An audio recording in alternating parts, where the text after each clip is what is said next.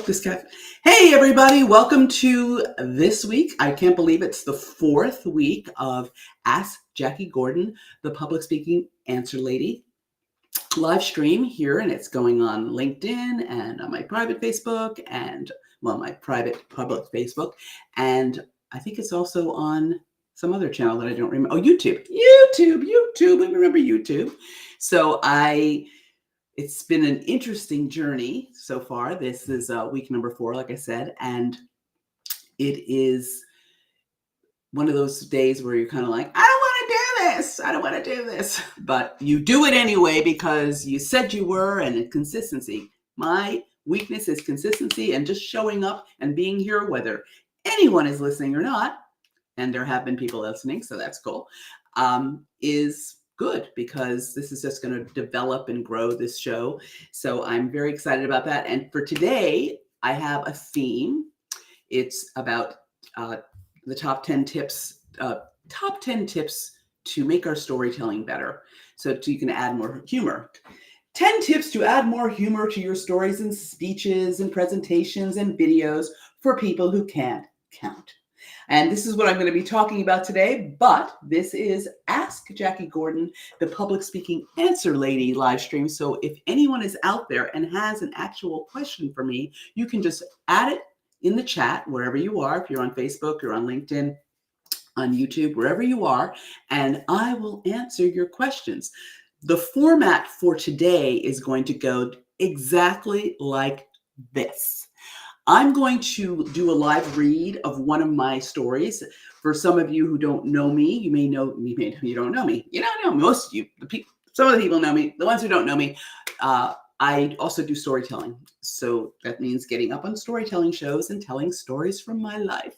And today I am going to be redoing a presentation that I created called 10 tips to add more humor to your stories, speeches, presentations, videos, and more.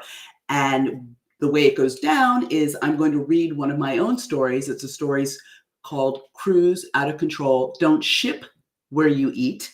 And then I'm going to talk about the story in context with the 10 tips that I want to give you to add more humor.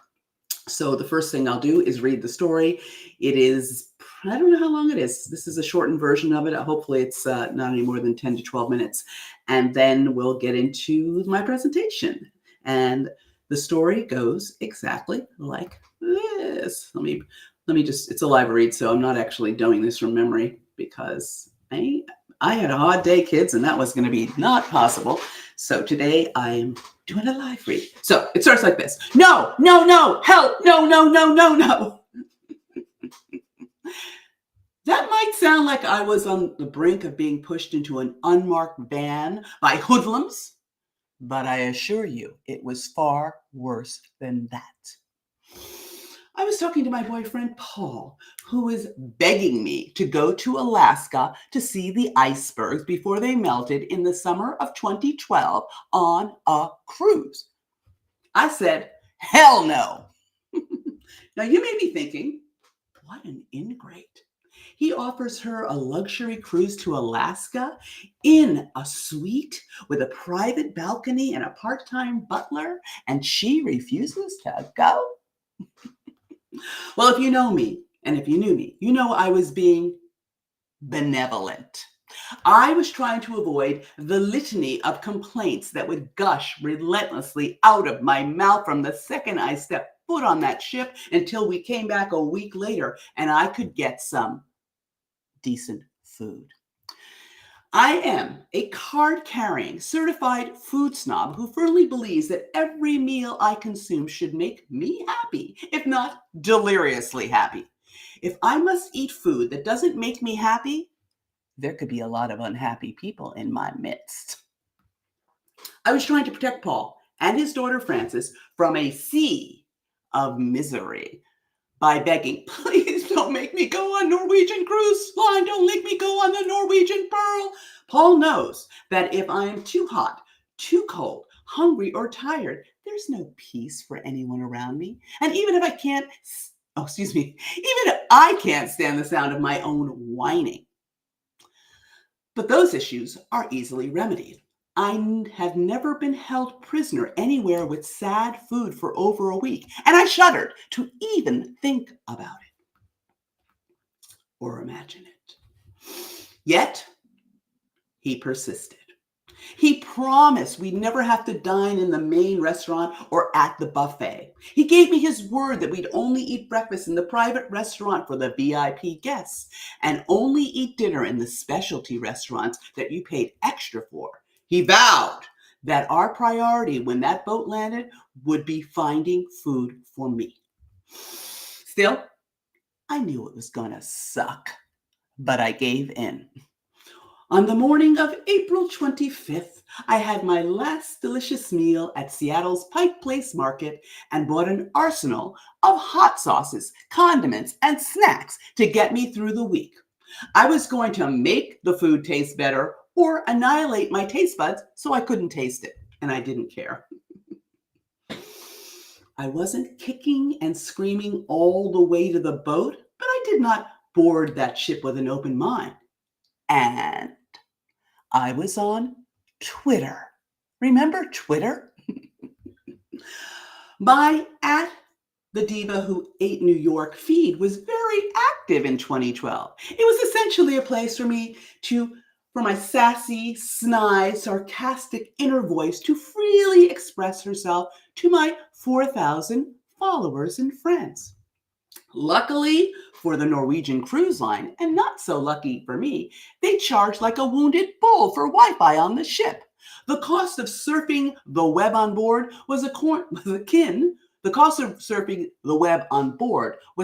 to riding in a New York City taxi, so I couldn't be on social media the entire cruise, just sporadically.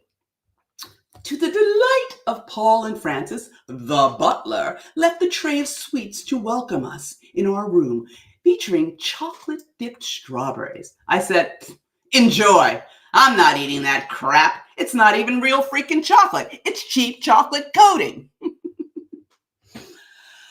I wish our first dinner could have been completely forgettable, but Twitter remembered.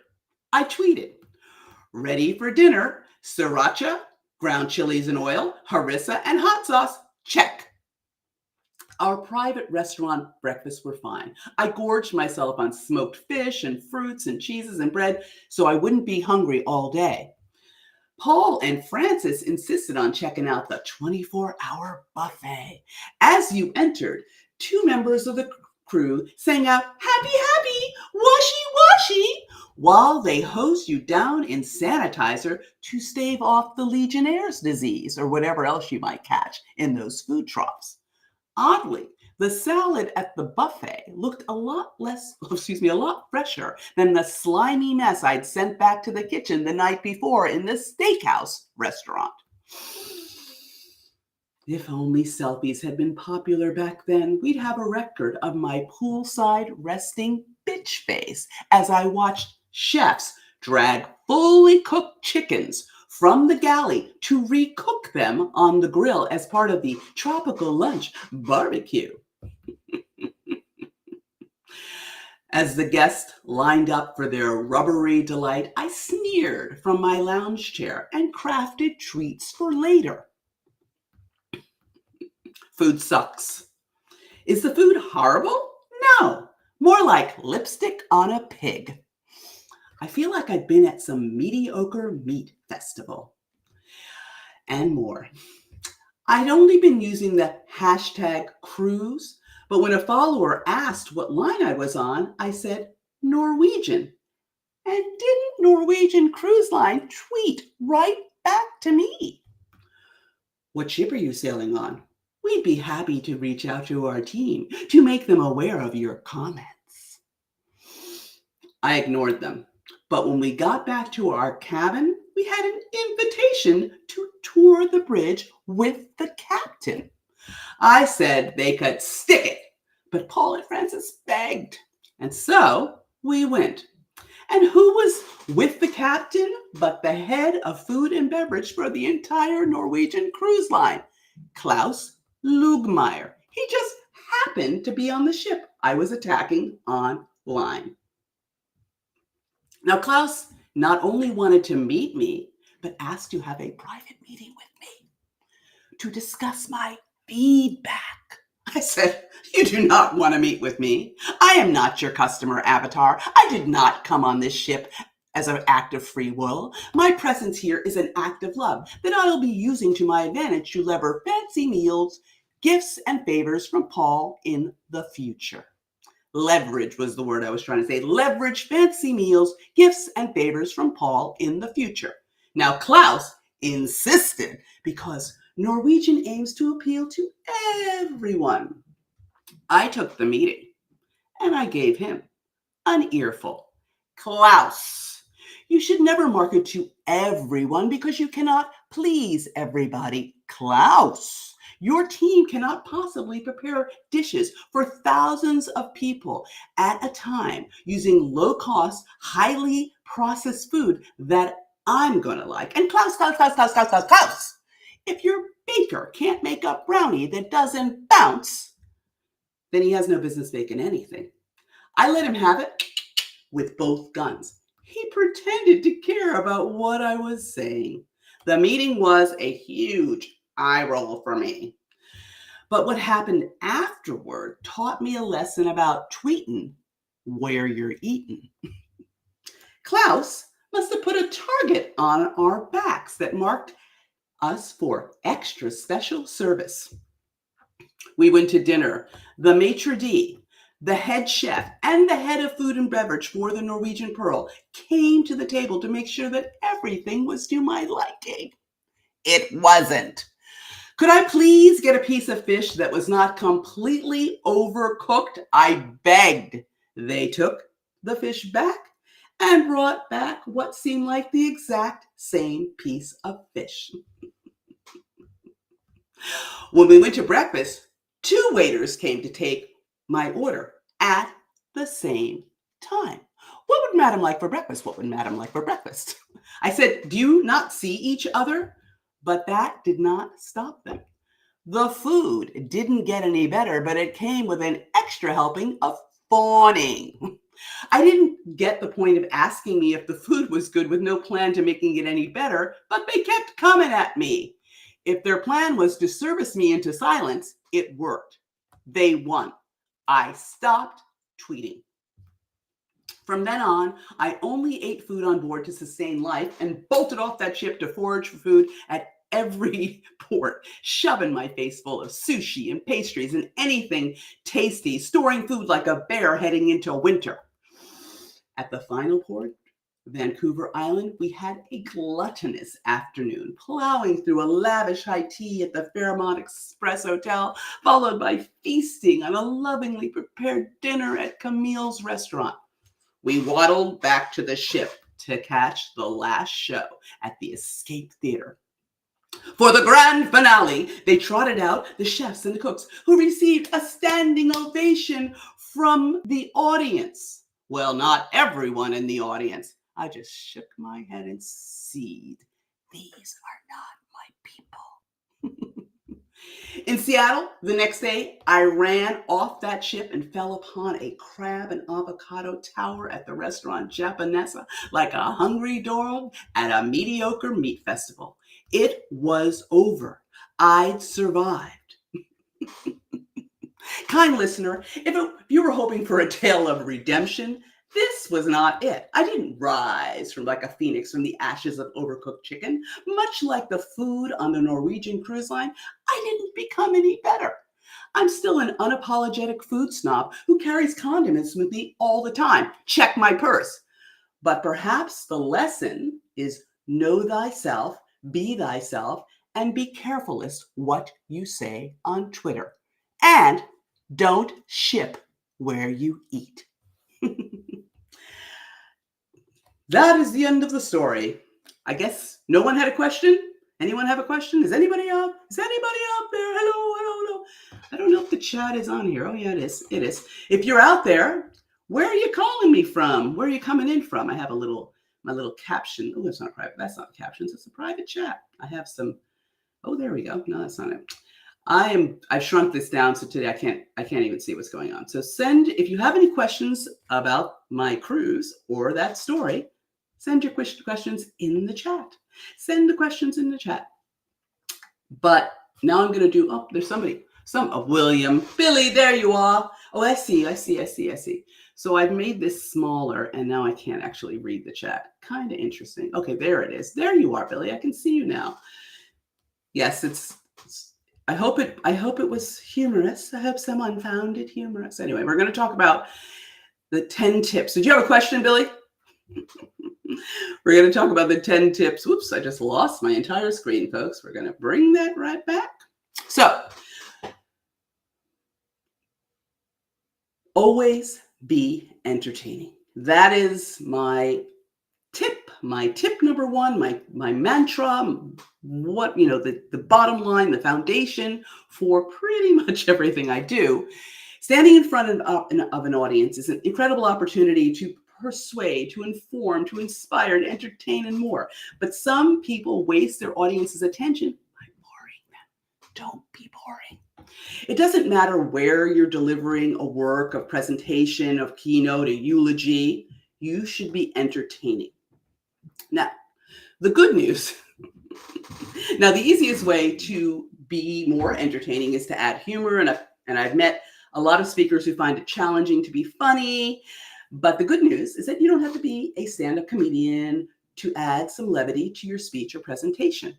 Here are some of the tips and techniques that I used in the story, Cruise Out of Control. Don't ship where you eat. I'm just going to move. Billy said good morning. Billy said hysterical. Yay, Billy. Billy's my biggest fan.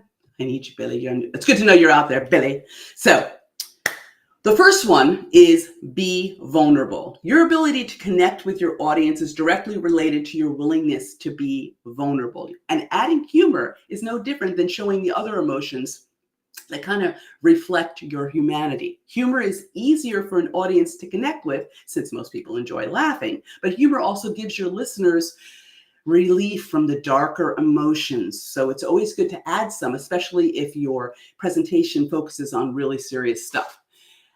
But showing vulnerability is also an act of courage.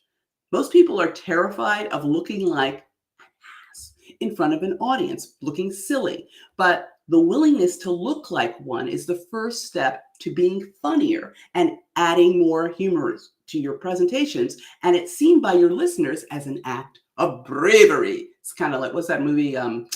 Mel Gibson in Braveheart. Being funny. Being willing to look silly and be laughed at. You can use self-deprecation. That's the ability to laugh at yourself.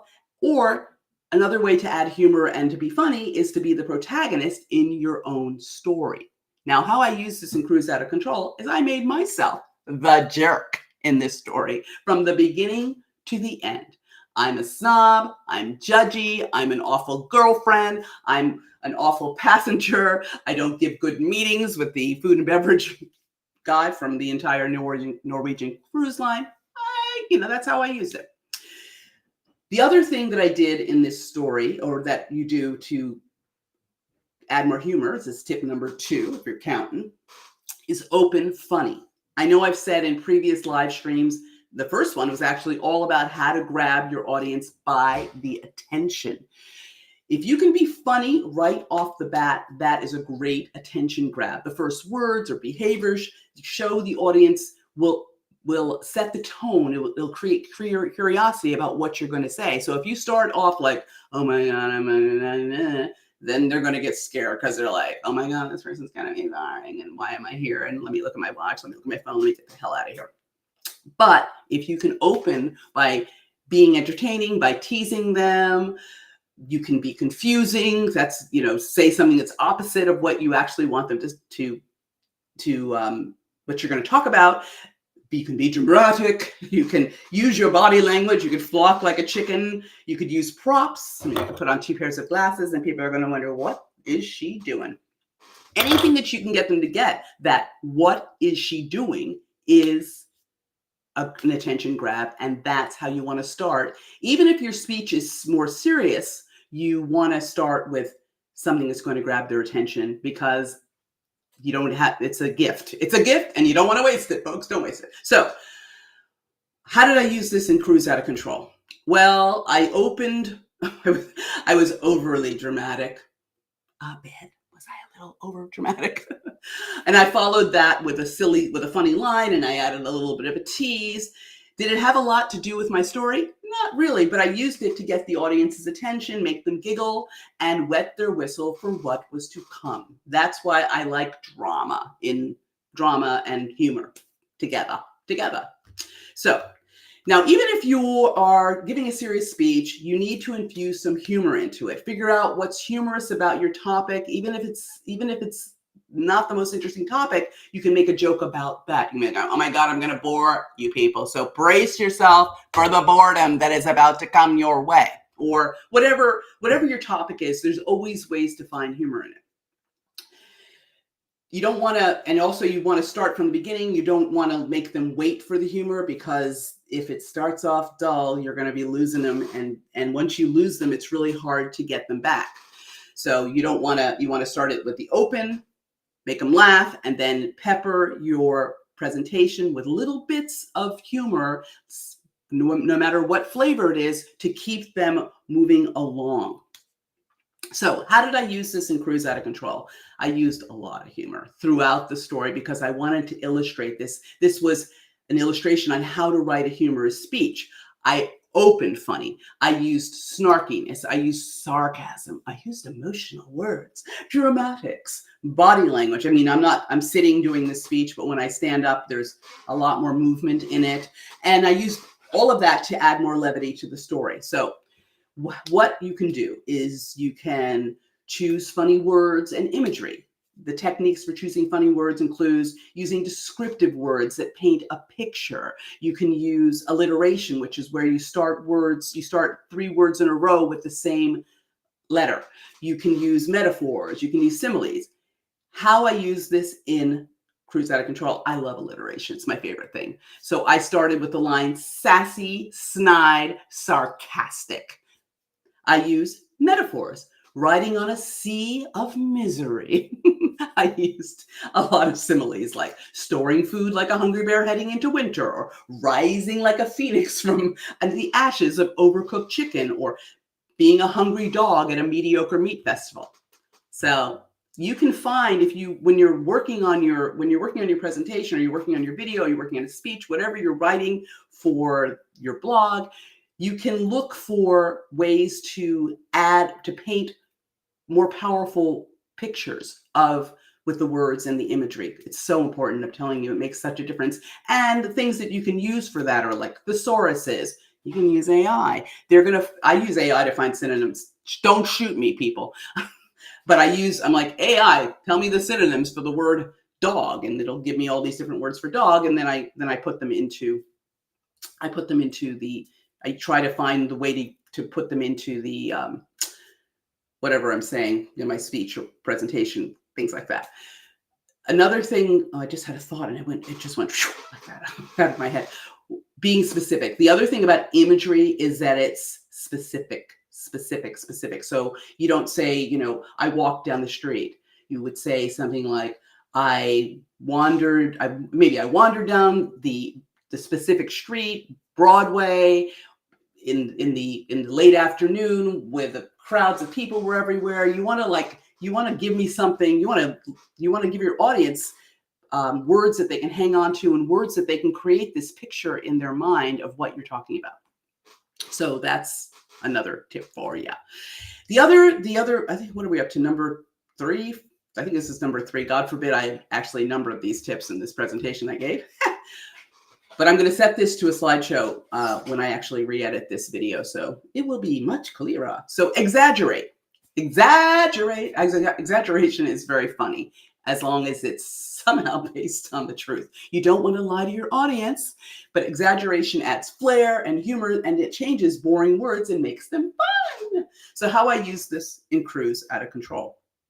I could have said, if I went, I'd be complaining all the time. But I said I was trying to avoid the litany of complaints that would gush relentlessly out of my mouth.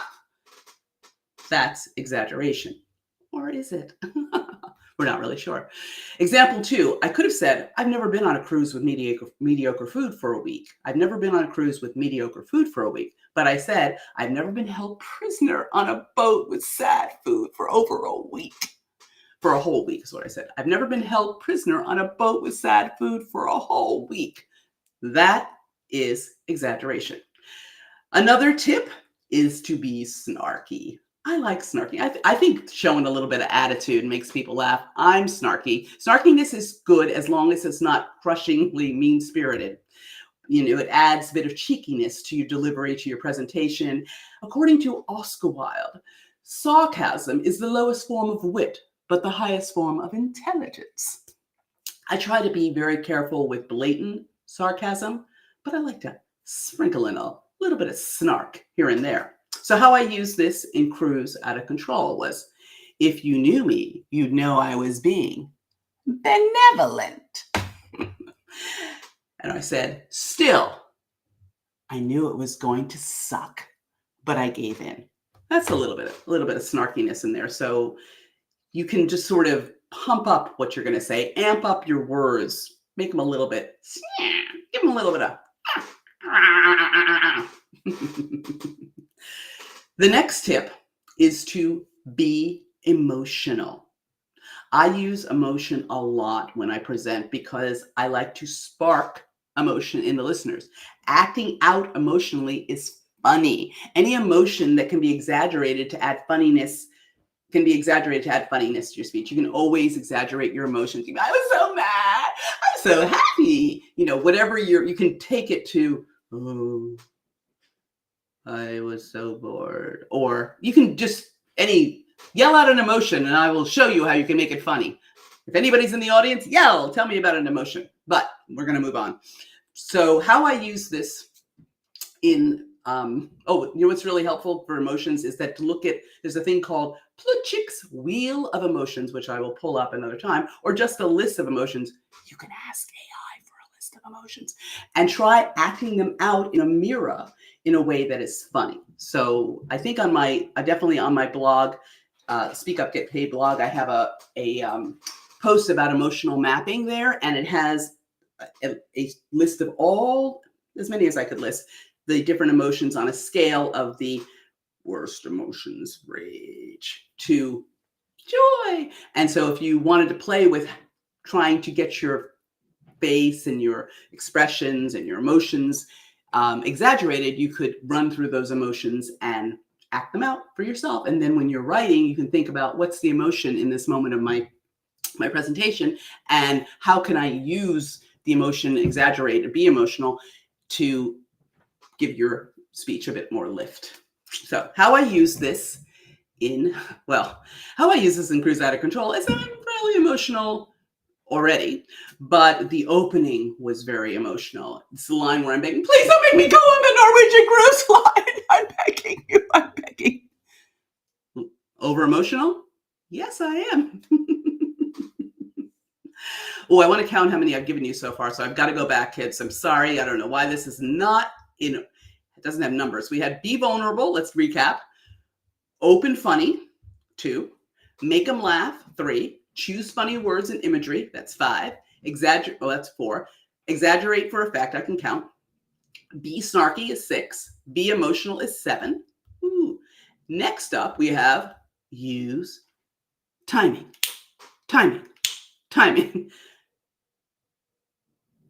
Pausing adds anticipation and drama to your presentation. You can use pauses to create more humor. Use a pause to make your listeners wait for the punchline or a thought. Pauses also give your audience a chance to laugh. If you say something funny and you just start talking right afterwards, you're kind of running over your own laugh. So you want to pause if you say something funny so they get a chance to laugh. Now, unless you're under a time constraint, do that. I've given speeches that were timed, and I had to, in order to win a prize, I had to stay in time. So sometimes I've not been pausing, but I think I did some good pausing in this because this is my time. I'm on my time here. So here I can do whatever I want. But when you're in a time constraint, like you're trying to do a video for TikTok or what's that other one? TikTok, or a Facebook reel, and you only got 60 seconds, you may not have time to pause. So you got to write your stuff tighter so you have more time. That's a tip from me because I was a bad pauser. So when I talk about pausing, when I write my presentation, and I write it out, I do write it out. I love words. I like playing with words. I like to see them. That's how I work through things. Some people don't need to write, but I tend to write, and I write in pause. I put a little P. It's like in parentheses, like Jackie, stop talking just for a second. Stop. That's how I have to remind myself because I tend to talk too much. Can you imagine? So in my open, I said, that might sound like I was on the brink of being pushed into an unmarked van by hoodlums.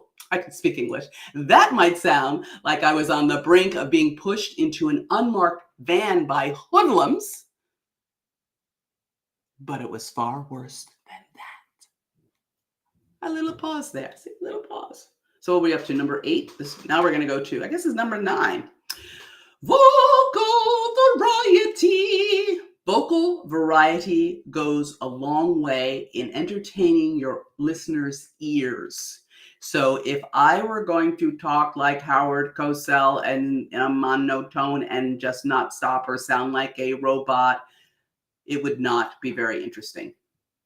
So you need to change your voice, use different voices, use pace and rhythm and cadence, all the different things that you can use. You can make louder or softer. There's a lot of ways to use your voice to add more humor as well as more entertainment to what you're saying. So your audience will be listening because you're pulling them in with your words.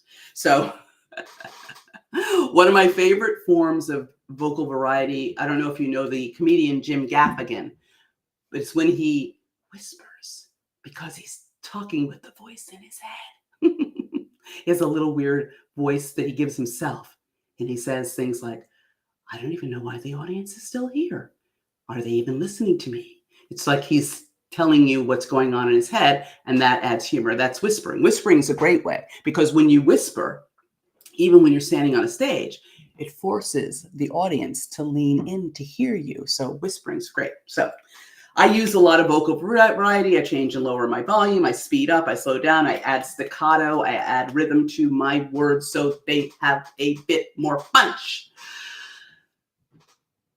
There's a lot of ways to add vocal variety, but how I used it in Cruise Out of Control was my first thing I said was, no, no, no, no, no, no, no. That was definitely not how I normally talk. Not every day anyway, not every moment. I illustrated Jim Gaffigan's technique of when I gave my thoughts of what I was thinking. You may be thinking, what an integrate, what an integrate. That's the way he offers her a cruise to Alaska in a suite with a private butler in a balcony, and she says no. That's the inner voice. I gave the word benevolent a lot more enunciation to give it more pop. I gave the tweets from Norwegian Cruise Line its own corporate voice with a little bit of snideness on the word comments. I was imitating the sing-songy voice of the crew members as they sanitize us. Happy, happy, washy, washy. I did it a lot. That's just some of the ways that I did it. And I think that this was up to number 10, which is test drive. You have to test drive your presentation, your speech, your video in order to know if you're getting funnier, if it lands as being funny. I always test drive my speech before I give it publicly to make sure it's funny because I include myself as one of the other people in my audience because I am not a cheap laugh. I'm a mean audience member. When someone tells me when I go to comedy and they say they're going to be funny, I'm like, okay, and make me laugh. So I know that if I giggle, there's a chance that the audience will giggle too. So I try to find what would make me laugh in order to reflect that on the audience. So put yourself in the audience is a great tip. I tell people this no matter what you're presenting on, no matter whether you're trying to be funny, always put yourself in the audience because you're the first line of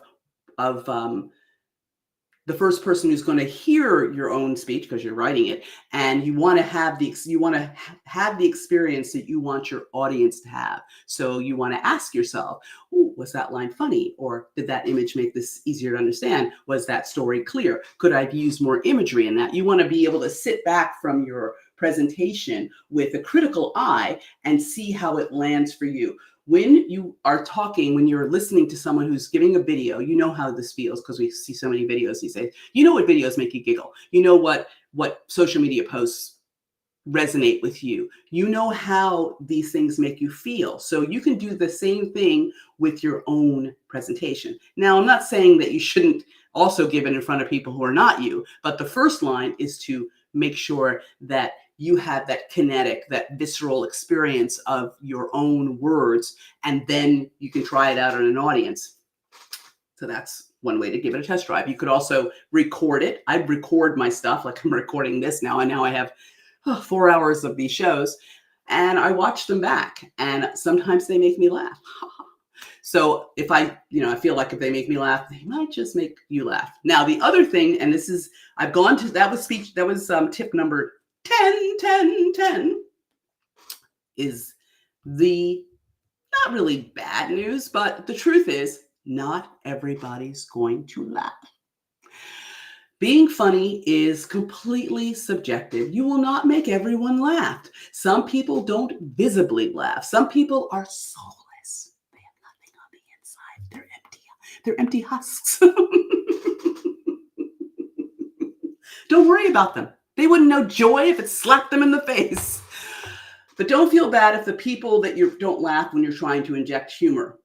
Being funny takes practice. Even the world's funniest and most successful comedians take years to hone their craft. They go and they try out their new material in the little tiny clubs so that, they can hide or whatever, so they can think that no one's going to see this. But they're testing it out. They want to see if the audience is going to react to it. So don't worry that if people don't laugh. Just work on trying to make them laugh, or just add more humor, add more light, add more shade. The other side of humor is the dark side. Sometimes if you're taking people on your speech should take people on a bit of a ride. I like to take them on a bit of an emotional ride. And yes, I like to use humor, but I also like to use sadness sometimes, depending upon what I'm talking about, because the more I can take people on an emotional ride, the more the message that I'm giving them is going to stick in their minds. So the dark emotions aren't bad as well, but I'm talking about humor in here. But don't get hung up on it. So I guess my point is, don't get hung up on, you got to be hilarious. You don't have to be hilarious. You just need to add some humor to make your presentation more entertaining for the people who listen to it. Now, the other thing I'm going to say, and it's not as part of this presentation, and it's just something that I want to say as an aside, is that I always say be entertaining, be entertaining, be entertaining, but before you are entertaining, you've got to be valuable. What you're saying has to have value for your audience. And what I mean by that is whatever your subject, whoever your audience is, no matter whether you're in the food business, or you're in the accounting business, or you're in the knitting business, whoever you're talking to, whatever you're trying to influence or sell people, you want to make sure that whatever you're saying, whether you're bringing them a video or you're giving them a speech that's going to change their life, or a video that's going to make them laugh, or a blog post, you want to make sure that there's some value, that there's a value to them in it. So I say you don't want to be entertaining without being valuable. And I'm going to dial that back quickly to say that comedians are valuable. Their value is making their audience laugh. People go there to escape. So they're creating value completely with entertainment. So if you do that, God love you, because that's a great thing to be able to do.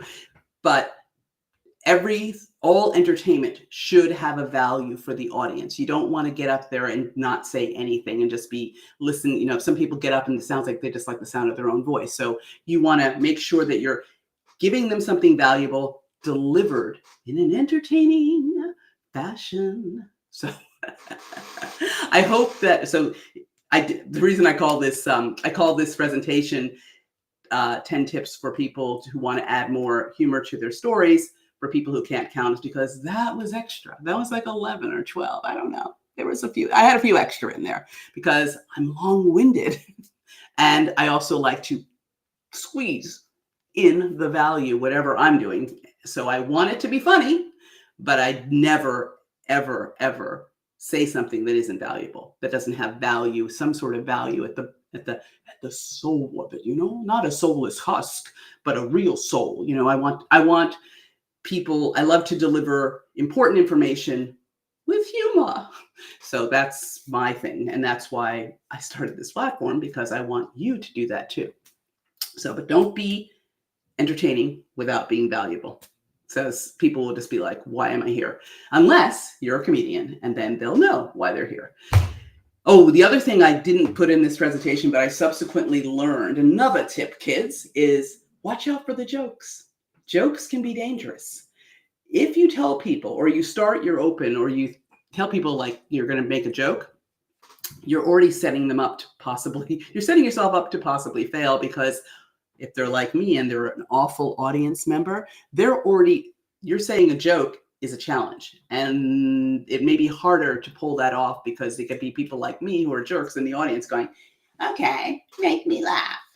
So I don't use jokes. I prefer funny stories because it's just easier to not antagonize the audience by telling them that you're going to make a joke. Some people, like Paul, my boyfriend, he's a cheap laugh. He'll pretty much laugh at everything and anything. He thinks I'm hilarious.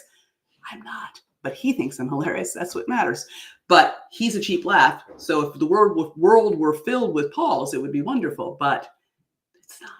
So I would ease off the jokes unless it is, it's going to like exactly what your audience wants, exactly what your audience needs. If you know your audience loves your jokes, go ahead. But if they're like groaners or dad jokes, maybe you stay away from them. So that's it. That's the presentation. Da, da, da, da, da, da, da. I hope you liked our show. I didn't want to rip off the actual ending of whatever that cartoon was, that like Bugs Bunny or something, because I don't want them coming for me. They'll be like, you sang the Bugs Bunny ending. And you can't do that because it's copyright. So does anyone have any questions for me out there? I'm going to put up my little sign that says, send your questions in the chat. Yes, ask me anything in the chat. Did you have any questions about my story? I know Billy's out there. Who else is out there? Come to me. What else? So yeah, I've got another 17 minutes that I could talk. What else should I talk about? Give me a question. Come on. Ooh. I'll put this one up. Where are you joining us from? That's always a good one. Or this one. Who wants... the lipstick is... That's my favorite. The lipstick is... I see it just... I see if I just roll over these, it'll just come up. Things I learned. What do you want to know about public speaking? Or this one. Follow Jack. I don't know. Sometimes they come up and other times they do not. What else? Oh, and thank you, Billy, for telling me it was TikTok. Was it TikTok? Earlier when I was trying to figure out where you see reels. You see reels on Instagram, your Insta stories. You also see reels on Facebook. I know I've told you before that I'm addicted to Facebook reels. I didn't have a theme for this show because I'm telling you, I had a very busy day. We had the birthday party for my mother this past weekend. I worked hard to entertain and delight my guests. Excuse me. Oh my God, I burped on my show. I should have water here, but of course I don't have staff, so no one's running and bringing me water. The cat will not bring me water. Will you, Mama? Nope, she's not going to bring me water. It's Madam Billy. You know how she is. She's so mean. So I was really busy. And then yesterday I had a couple of gentlemen who were handymanning around the house all day. So I was overseeing them and they didn't speak English. This is so interesting. What's interesting is I had to use Google Translate for hours and hours to talk to them. They spoke Spanish, I spoke English. The translations didn't really work. I think it's a great app. It's fantastic because otherwise I wouldn't be able to speak to them at all, except for the fact that I would say things to them like, don't hose the front with the water. And then I would come out and the front was covered in water. So they'd go, yes, see, yes, yes, yes. And we'd be like, and then I'd come back and they would have done the opposite of what I said. So not on all fronts, but from time to time yesterday. So it was a challenging, long day. And but we got a lot done. So that was fun, but it was exhausting. And then today I had my normal people come and clean my house, and I have to spend at least 2 hours cleaning the house so they can clean the house. So I came to this today a bit broken, a bit tired, a bit weary. I should have been coming to America. I think that's the slogan of the Statue of Liberty. Bring me your tired, your poor, your weary. So that was all me. I was all those things. And yet I came, but then I remembered I had this presentation that I'd written for another group. And so I said, let me just present that. And here I was. So I don't know what I'll have up my sleeve for next week. Hopefully I'll be more organized because I will have gotten some of the work done. I do have the gentleman coming back next week. Are my glasses on crooked? Because I feel like now I'm looking at myself and they were. I have the gentleman coming next week who are going to work in the garden. And we're going to plant the plants before it's winter. It's Billy, I know you're here from Australia, but it's actually summer. It's summer here. It's not summer, it's spring. We have, 18 more days until summer, but it's already hot like summer, like a hellhole. So but I haven't had any time to scratch myself, much less deal with my garden. So I have the gentleman coming to do some of the doing this so I can sit back and just tell them what to do while I maybe write a new presentation for the show for next week or edit this one. I could edit this one and just run it again. I'm like, here it is with the editing and all the slides. So yeah, so so I came very tired. But the interesting thing about doing this is that once that lights go on and you guys, whoever's out there shows up, I just start talking and it seems to just fly by.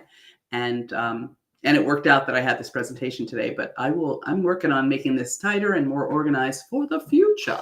I actually set out some, how do you say peel me a grape to the men in the yard? Do I say, gentlemen, peel me a grape? I wish. I'd have to learn how to say it in Spanish. And then the interesting thing is I think that when you use Google Translate, you're using like perfect Spanish, right? But these guys are from Venezuela and their dialect may be different. So when they translate it back to English, sometimes I'm like, what is that? I don't understand. It doesn't make any sense. So then we go back and forth and they go back and it's very funny. It could be a comedy routine. I missed the beginning. Oh, okay. Oh, the cruise. The cruise was to Alaska with Paul, because Paul begged me to go on a cruise to Alaska so we could see the icebergs before they melted.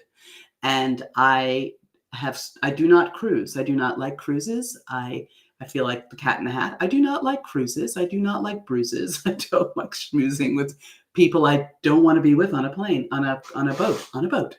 So yeah, we went to Alaska and it was very challenging for me. It's very challenging for me. Having to eat bad food, Carolyn, you would understand that would be very challenging for me. So, but I made the best of it, and it gave me a story that I can tell my children. I wonder if once I post this video to YouTube, if the Norwegian people will come for me again. Klaus, no harm, no foul, Klaus. He'll be like, come into my house. Klaus is at the door. He's got some words for you. Brownie bounce. I'm telling you, the brownies bounced. So that is, I should have, had it been 2024 instead of 2012, I would have had a video. Imagine the video of the two waiters talking to me at the same time. I'd be like, this is my Insta story. Why are you both here? Why are you both talking to me? Stop. So that's the answer to what I was doing on a cruise. And that would be my last cruise. That would be my last cruise ever. Actually, I wouldn't mind going on like one of the ones in Europe. I'm sure I would be much happier because you can get off and then you can like take a cab to the next place they stop, and you can eat amazing food, or the food is obviously going to be much better on a European. What's that one that's always on the PBS? What's the one on PBS, y'all? Virgin? No, not Virgin. Royal? No. What is it? Doesn't it start with a V? What is the name of the cruise line? Who can bring me the head of the cruise line? They're always, we watch PBS a lot because I love my period dramas. And there's the one Viking. It's Viking. V as in Viking. Yeah. So Viking cruises look, they're much smaller, and the food looks like it's a lot better. They're a lot more expensive. Not that this was inexpensive, but it wasn't worth it. I was so nasty on that boat that I played bingo and I won, but I didn't notice because I was being so mean. So there's a lesson in there for you kids. You can be snobby and you can be unhappy, but pay attention when you win bingo, because they're very tight with the bingo money on these ships. And so I should have gotten a little something from them, but I didn't have any souvenirs from the trip, only the memory of this cruise, from this story, which I've used to delight some people anyway. Some people. It is royal. Is it Royal Viking? Is that it? Viking. Is it royal? I'm sitting in front of a computer. Did you know that, everyone? I could just Google it. It is. I think it's Viking. I don't know if it's called Royal Viking. I think it's called Viking Cruises. Bringing back my earlier reference to Braveheart, and he wasn't a Viking though. The Scottish, they weren't Vikings. Were they Vikings? I don't know. I'm uneducated, folks. I'm not very well educated. So, any other questions about my cruise, or how to add more humor to your presentation, your speeches, your whatever you're saying, just the impromptu speaking on the street, be like, ah, people, just make funny faces at them. Ah. People love it, especially strangers. What else happened, folks? What else can I talk about? Oh, was there a question? Nope. So it is now. Oh my God. Oh, it's 51 minutes and 45 seconds, y'all.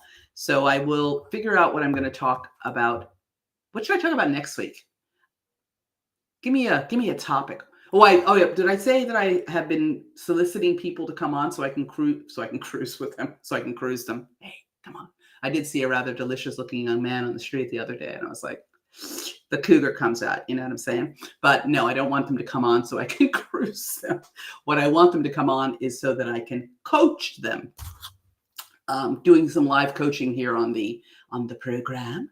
So it's funny because I had a bunch of people who said me, and then they never follow through. So that's the public for you, folks. But I will find people who want to be coached live, and I will also be doing pulling up some content that I like of people that I like who are speaking, or people that could use some help speaking, that have put themselves under my radar by being on the internet, and I will be talking about them, not being mean.